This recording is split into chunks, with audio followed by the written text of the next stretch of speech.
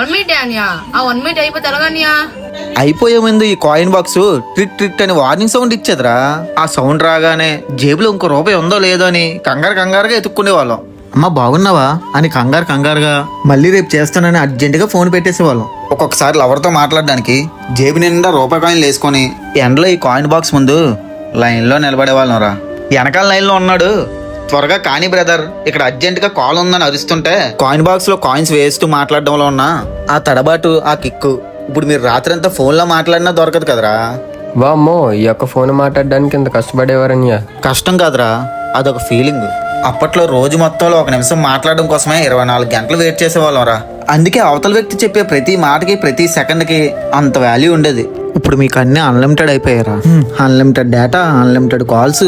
అందుకే మీ బంధాల్లో ఆ లిమిట్ లేని ప్రేమ ఆరాటం తగ్గిపోయిందిరా. ఈ కనెక్టివిటీ పెరిగింది కానీ మనుషుల మధ్య దూరం పెరిగిపోయిందిరా. ఇదంతా ఓకే గానీ అప్పట్లో ఏదైనా అమ్మాయితో మాట్లాడేవాడు అన్యా. ఇంతకీ ఆ కుర్రోడు ఎవరైనా అమ్మాయితో మాట్లాడేవాడు అంటారా?